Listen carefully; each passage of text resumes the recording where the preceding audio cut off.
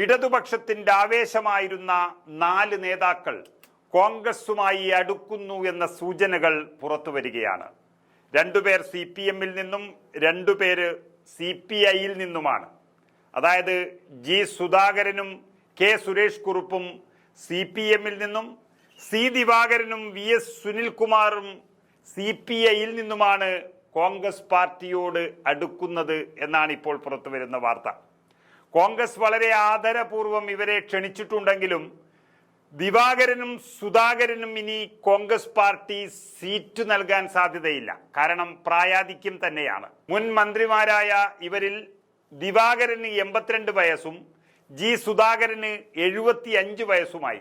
അവർക്കിനി ഒരു മണ്ഡലത്തിൽ മത്സരത്തിനുള്ള ആരോഗ്യമില്ല. അങ്ങനെയൊരു സ്ഥാനലബ്ധി ഇല്ലെങ്കിൽ പിന്നെ എന്തിനാണ് ഈ വയസ്സാം കാലത്ത് പാർട്ടി മാറുന്നത് എന്നവർ ചിന്തിച്ചാൽ കോൺഗ്രസോട് സ്നേഹം പ്രകടിപ്പിച്ചുകൊണ്ട് 2 കമ്മ്യൂണിസ്റ്റ് നേതാക്കന്മാരായി അവർ ഇനിയുള്ള സമയം അറിയപ്പെടും.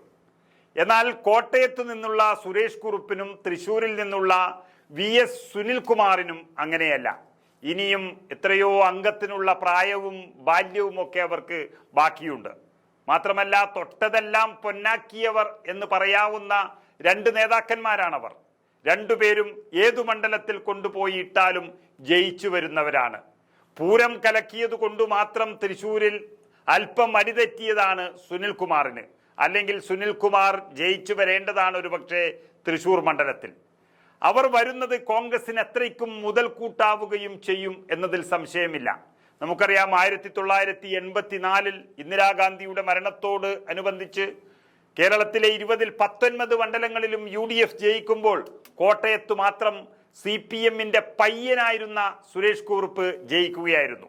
അതുപോലെ കോൺഗ്രസിന്റെ കുത്തക സീറ്റായ കരുണാകരൻ അന്തിയുറങ്ങുന്ന തൃശൂർ മണ്ഡലം ഇടതുപക്ഷത്തിന് പിടിച്ചുകൊടുത്തത് സുനിൽകുമാറാണ്.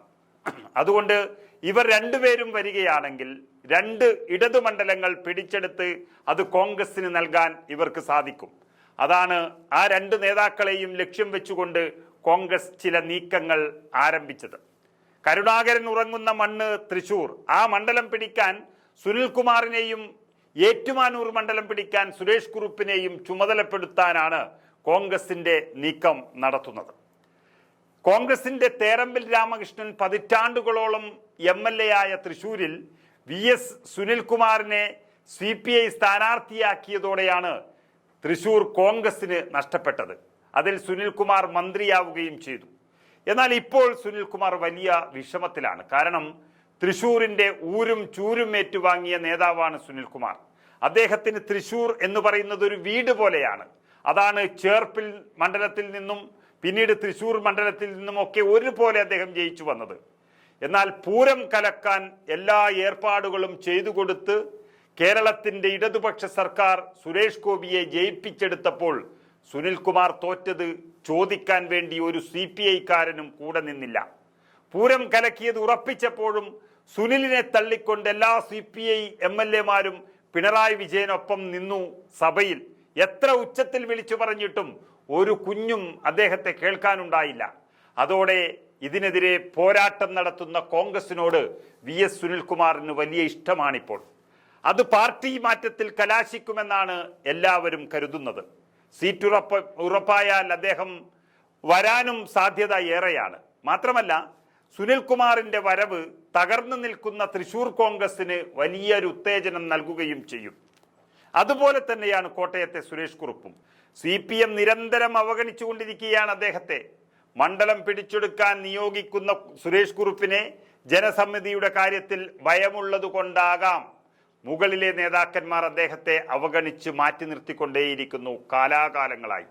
ഇത്രയും പ്രഗത്ഭനായിട്ട് പോലും ഒരു മന്ത്രി പോലും ആക്കിയില്ല അദ്ദേഹത്തെ എന്ന് മാത്രമല്ല, ഇപ്പോൾ പുറത്താക്കിയതിന് തുല്യമാണ് അദ്ദേഹം. ഇനി അദ്ദേഹം കോൺഗ്രസിലേക്ക് പോകാനുള്ളൊരു മനസ്സ് വച്ചാൽ മന്ത്രി വാസവന്റെ ഏറ്റുമാനൂർ സീറ്റ് സുരേഷ് കുറുപ്പ് ഇങ്ങെടുക്കും.